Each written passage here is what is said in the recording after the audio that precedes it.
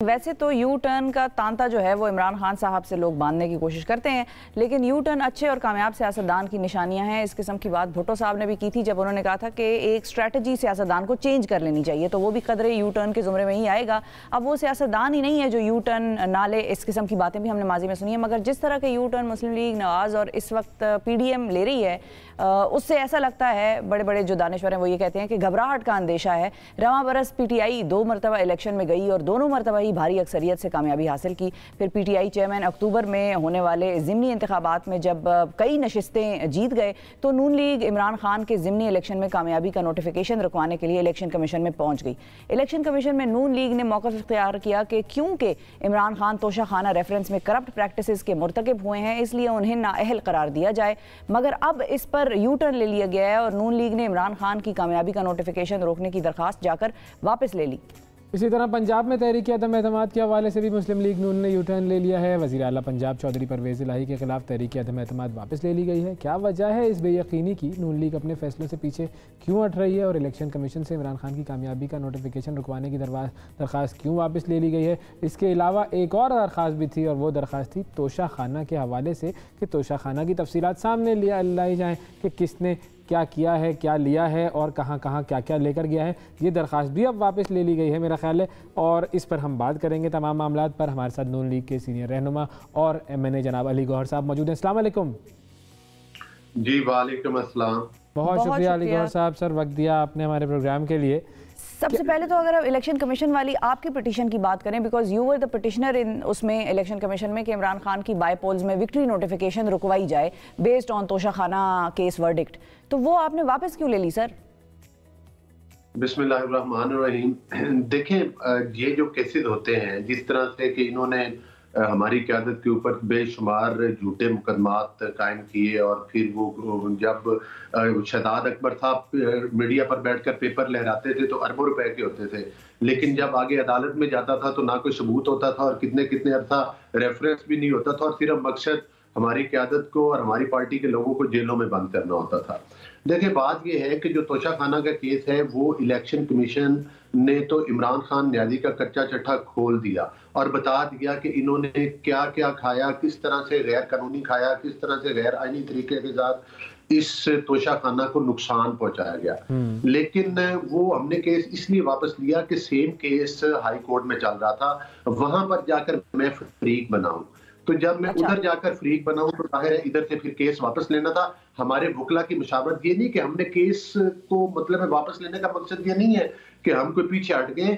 मैं उस एप्लीकेशन में जाकर फरीक बन गया हूं जो ऑलरेडी हाई कोर्ट में, और वैसे भी जो डिस्क्वालिफिकेशन है वो वकला की राय ये है कि वो एक ही फॉरम पे केस चलना चाहिए था जब हाई कोर्ट बेटर है, क्योंकि डिस्क्वालिफिकेशन हाई कोर्ट ही कर सकती है एक्चुअली।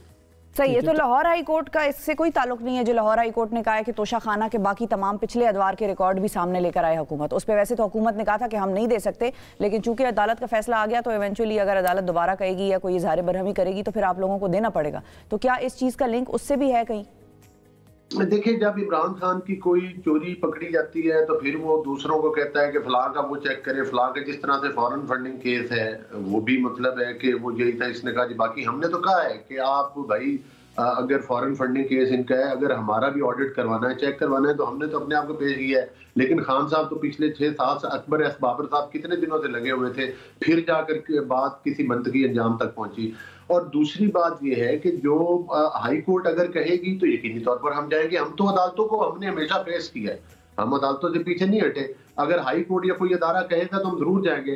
तो जब खान साहब प्राइम मिनिस्टर थे, जब नहीं तो आप लोग पब्लिक करेंगे क्या? लाहौर हाई कोर्ट ने तो कह दिया हुआ है कि तोशा खाना की डिटेल्स पिछले अदवार की भी सामने लाएं, तो आप लोग लेके आएंगे अब? इसमें कोई दूसरी राय नहीं है कि अगर आला अदालतें कहेंगी कि उन चीजों को जो है वो मतलब सामने लाया जाए तो जरूर लाया जाएगा। और लाया तो कह रही है ना, मतलब और वो किस तरह दूसरी मेरी तो जाहिर है वो फिर अदालत में जाएगा ना, मामला अदालत में पेश करेंगे उसको। अगर वो कहेंगे कि इसको पब्लिक करना, पब्लिक करेंगे। तो बेसिकली तो ये पब्लिक होनी चाहिए ना चीज। जो दरखास्त है वो तो ये है कि ये चीजें पब्लिक के सामने आनी चाहिए। मुझे भी पता होना चाहिए, आपको भी पता होना चाहिए। आपको तो शायद पता होगा, मुझे तो नहीं पता। हाँ जी, आपने शायद देखा होगा कि शहबाज शरीफ साहब ने अच्छी मिसाल कायम की है। उन्होंने तमाम चीजें जो हैं वो बल्कि डिस्प्ले में लगवा दी हैं बहुत अच्छा किया, जबरदस्त काम किया सर, ये तो बहुत अच्छा काम था। लेकिन हम पिछले वाले की बात कर रहे हैं, अभी तो हाल की बात की ना। माजी में मुझे नहीं पता कि शहबाज शरीफ साहब या नवाज शरीफ साहब या जरदारी साहब या भुट्टो साहब या मुशर्रफ साहब, ये सारे साहिबान हुकूमत में थे, इनके पास क्या आया, क्या लिया, किस कीमत पर लिया, ये इंफॉर्मेशन आवाम के सामने होनी चाहिए। बिल्कुल, मैं समझता हूँ कि ये जब इमरान नियाज़ी साहब गवर्नमेंट में थे और उस वक्त हम कहते थे तो ये अपना भी ले आते और बाकी सबका भी ले आते। तो अब आप करते हैं, वो कैसे लाते हैं? अगर उनको अदालत के हुक्म के बगैर लाना था तो आप भी अदालत के हुक्म के बगैर ला सकते हैं, और अगर उनको अदालत के हुक्म के साथ लाना था तो आपको भी यही रूल। नहीं, अदालत के हुक्म के वो तो हमारे क्रिटिसाइज करते हैं ना कि हमने भी तोशाखाना में कुछ बकौल उनके कुछ किया होगा, तो गाड़ियों का भी वो कहते हैं, जरदारी साहब की गाड़ी। बाकी अगर अदालतें कहेंगी तो हम लेकर जाएंगे। लेकिन मैं आपको एक बात बताऊं, जिस भोंडे तरीके के साथ, जिस बेरहमी के साथ तोशाखाना की चीजें, देखिए उसका लेने का एक प्रोसीजर है। एक तो खान साहब ने उनकी जो एवेल्युएट करवाया, असेसमेंट्स करवाई, वो गलत करवाई। पहले चीजें मार्केट में बेची, मेरी गुजारिश सुन ले, पहले चीजें मार्केट में बेची, बाद में उधर से उठाई। दूसरा, जो रसीदें पेश की वो भी जल्दी निकली। वो बंदा कहता है कि पहली बात तो ये है कि उसकी इतनी वेल्थ ही नहीं है कि वो बंदा खरीद सके। दूसरा, वो कहता है कि ये मेरे साइन इन ना मैंने कोई खरीदी है, मतलब है कि जाहिर है जब इस किस्म की बॉन्डी। और दूसरी फिर पीरो मुर्शिद की ऑडियो भी आपके सामने है कि वो क्या हदायत दे रही हैं। लेकिन तो खान साहब ने वो कर दिया है मुकदमा यूएई में उमर फारूक ज़हूर के खिलाफ, तो वो चले गए हैं अदालत में कि ये मुझे बदनाम कर रहा है। तो फिर यानी कि उधर कोई ना कोई झोल था उमर फारूक की स्टोरी में। लेकिन मैं पूछना ये चाह रही हूँ कि इवैल्यूएशन का तरीका क्या होता है, कौन करता है? सरकारी इदारा करता है या प्राइम मिनिस्टर ऑफिस से कोई किसी को इन्फ्लुएंस करता है, या बाहर से कोई कराता है मार्केट से? नहीं, जो असूली तौर पर जो भी प्राइवेट फर्म्स हैं और वो उसको वैल्यूएट करती हैं, मतलब है जो, और वो मतलब है अब तो जाहिर है हर चीज के देखे ना, अब तो कोई चीज लाइक एक वो सेट आया डायमंड का, पता नहीं वो कितने अरब के करीब का है, जिसको खान साहब वो लाखों में कितने में लेकर गए, वो डिटेल्स है। तो बात ये है कि उसकी समझ का वैल्यूएट तो ठीक करवाया करें ना चीज को, बाकी तो ठीक है। अच्छा, खुद 20% से बढ़ा के 50 किया, लेकिन कुछ चीजें ऐसी भी हैं जो 20 पे खरीद दी, वो तो एक बड़ी डिटेल है। आप एक प्रोग्राम रखे, मैं आपके सामने। बिल्कुल सही सर, मेरा तो मानना ये है कि जो जी सर एक मिनट, एक पहलू और भी है। देखिए, जो बंदा दूसरों, हर बंदे को अपनी जात के अलावा हर सियासतदान को वो चोर और डाकू का खिताब देता है और उनकी खवातीन खाना के ऊपर भी मुकदमात बनाता है, उनको भी जेलों के चक्कर लगवाता है, उसके अब मदीना की रियासत की बात करता है, असल में तो फिर वो फ्रॉडिया निकला ना। सर सारे फ्रॉड एक तरफ भाई लटका दें, मेरा तो मानना ये है कि जिसने फ्रॉड किया साबित करके लटका देना चाहिए। मैं तो हमेशा से इस बात का कायल हूं कि मुकदमा चलेगा, लटकेगा बंदा, सजा होनी चाहिए। बिल्कुल, जिसने कौम का 1 रुपया भी चुराया है या लूटा है उसको जबरदस्त सजा होनी चाहिए।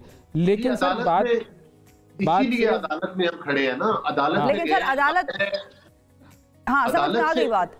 लेकिन जब आप लोगों की पहले हुकूमतें थीं तो अगर ये कानून इतना प्रॉब्लमेटिक था, मैंने इमरान खान साहब से जब इंटरव्यू किया मैंने उनसे पूछा कि सर आपने इसको म्यूजियम क्यों नहीं बना दिया, आप टिकट लगा देते इसको और आप कानून ही बदल देते कि कोई इधर से कोई सामान नहीं खरीदेगा। उन्होंने कहा बेचना होता है, लोग बेचते हैं खरीदते हैं, कानून ये वो, उन्होंने बात इस तरह की। आप लोगों को अगर इतनी प्रॉब्लम थी या जरदारी साहब वगैरह की पार्टी को इतनी प्रॉब्लम थी तो अपने अदवार में इस कानून को क्यों नहीं बदल दिया? और क्या अब, यही मैं जा रही थी पूछना कि क्या अब, क्योंकि पार्लियामान में मेजॉरिटी आपके पास है, हर चीज का कानून आप लोग कर सकते हैं, तो क्या अब इस कानून को बदल के इसको बेचना खरीदने पर मुकम्मल पाबंदी हर एक के लिए आयद हो जाएगी? नहीं, देखिए बात ये नहीं है कि कानून में कुछ हुक्म है। वो खान साहब ने आपको गलत देखे ना, खान साहब तो हर बात पे झूठ बोलते हैं। खान साहब कहते थे इतने लाख घर भी बना दूंगा, इतनी बाहर से इतने अरब की इन्वेस्टमेंट्स आ जाएंगी, इतने उससे लोन उतरे। ये यू टर्न नहीं है, ये फ्रॉड थे, क्योंकि प्रैक्टिकली ये सब कुछ आपको पता नहीं है मुश्किल होता है। अगर आज मैं और आप बैठ कर कहें कि जनाब कल तक हमारे पास 10 अरब रुपया आ जाएगा, हम ये भी बना लेंगे वो भी बना लेंगे, तो मुझे और आपको अपनी हैसियत का पता है। खान साहब को पाकिस्तान के मसाइल का भी पता था। पाकिस्तान पिछली सिर्फ ये चूंकि खान साहब गवर्नमेंट में नहीं आए थे, एक तरफ आरटीएस सिस्टम के जरिए वोट चुराने की प्लानिंग में मसरूफ थे, दूसरी तरफ अवाम को झूठे नारों और बातों के जरिए बरगलाने में मसरूफ थे। सर लेकिन वो उसी पार्लियामान में थे जो सिलेक्टेड थी बिलावल भुट्टो के मुताबिक, ये पार्लियामान सिलेक्टेड था। तो अगर इमरान खान भी गलत रास्तों से आए थे तो आप लोग भी फिलहाल सारे गलत रास्तों वाले ही बैठे हैं इस वक्त, पार्लियामान तो वही चल रहा है। हमने अगर खान साहब को उतारा है उनकी गैर आईनी और गैर कानूनी हुकूमत को, तो एक प्रोसीजर के तहत उतारा है, एक आईनी प्रोसीजर। बिल्कुल ठीक है, इस पर आ जाएं कि वो कानून चेंज आप लोगों ने क्यों नहीं किया और अब कर दें चेंज। देखिए बात ये है कि पहली बात तो ये है कि जो कानून जो मैं आपको बताना चाह रहा हूँ, जो ऑलरेडी तोशाखाना के कवानीन हैं, उनमें भी कोई ये नहीं हम कह सकते कि वो मतलब है कि वो कोई बेहतर कवानीन नहीं है, लेकिन बेहतरी की गुंजाइश हर चीज में हर बार होती है। ये नहीं है कि उनकी कमजोरी, लेकिन अगर हम उनकी वायलेशन करें, उनको प्रॉपर तरीके के साथ उस प्रोसीजर को अडॉप्ट ना करें और फिर वहां से चीजें ले जाए, तो फिर उसका तो कोई हाल नहीं है ना। अगर हम घर में पड़ी चीजों पर खुद ही डाके डाल लें। मतलब अभी कानून क्या है कि आप 50% देकर ले सकते हैं कोई भी चीज एवेल्युएशन के बाद? हाँ जी, वो 20% थी अब, लेकिन उसकी एवेल्युएशन ठीक होनी चाहिए। फिर प्लस ठीक का फैसला कौन करेगा? मेरी गुजारिश सुन ले, मैं आपको 3 चीजें मोटी बता दूं जिससे आपको समझ आए। बिल्कुल बिल्कुल। जो एक तो ये है कि उसको एवेल्युएट ठीक किया जाए, प्रॉपर जो कंपनीज की डेफिनेशन भी बता दें थोड़ी सी ना, ठीक की जरा तशरीह करें।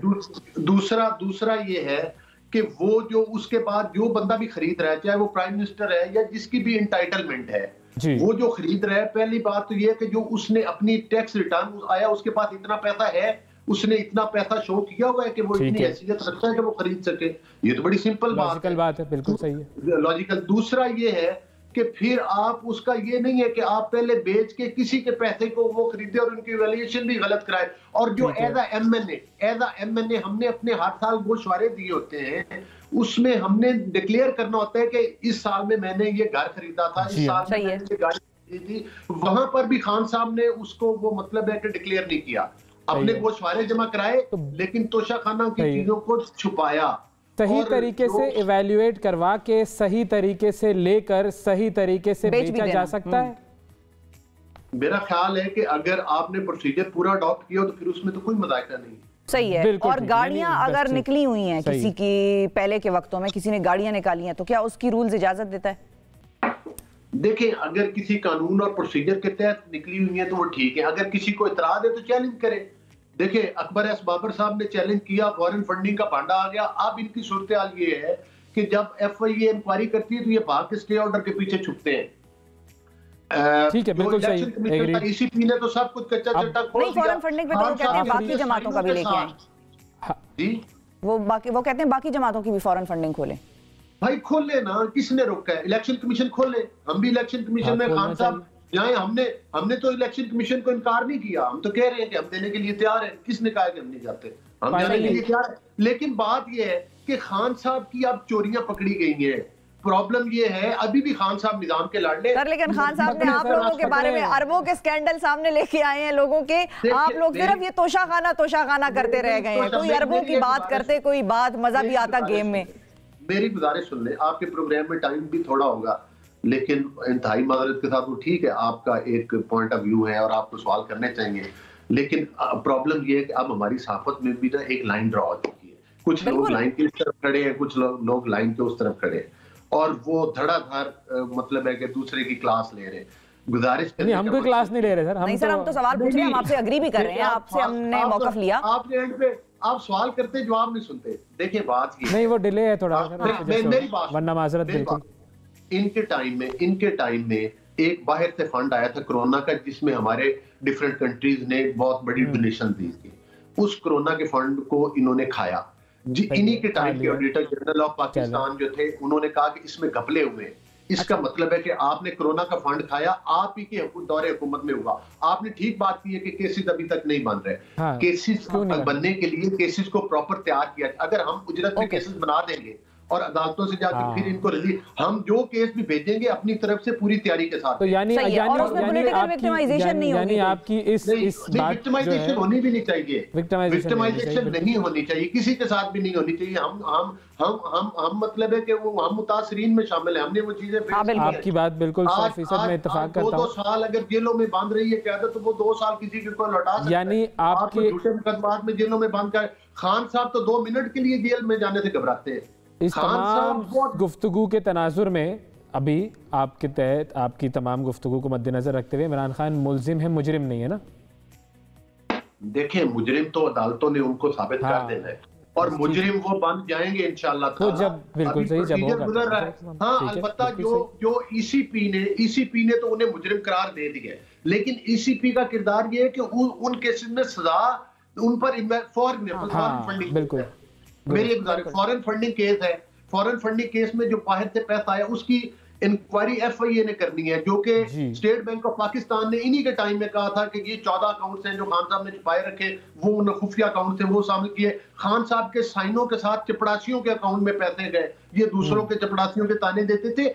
जब FIA इंक्वायरी करती है तो ये जनाब मेरिट और एहतसाब के लंबरदार जिन्होंने पेशावर का एहतसाब बंद कर दिया था, वो खुद ही खोलकर वो जनाब स्टे ऑर्डर के पीछे झुकते हैं। हाँ। कि भाई हमसे इंक्वायरी FIA न करे, हमसे कोई FIA सवाल ना पूछे, और दूसरों को 2-2 साल जेलों में बंद करवाया, 2-2 साल उनके अकाउंट में आज तक नहीं, अकाउंट्स बैंक अकाउंट्स नहीं खुल सके आज तक लोगों ने नैब गर्दी के जरिए टीचर ने और आम लोगों ने खुदकशियां तक की, टीचर्स को हथकड़ियां लगवाई गई, और वो नैब भी खान साहब के इशारों पर चलता था, वो सारा तो अब खुद तस्लीम कर चुके हैं। वो जो खान साहब इस तमाम मामलात को सही करना है। अब की हुकूमत ने जो मैंडेट जो लिया है उसको पूरा करें इंशाल्लाह। हमारी दुआ ये है कि जो कुछ भी हो अच्छा हो। बहुत शुक्रिया अदा करेंगे सर, हमारे साथ थे जी अली गौहर साहब, और मुख्तलिफ मौज़ूआत पर, सियासी मामलात पर गुफ्तगू हो रही थी।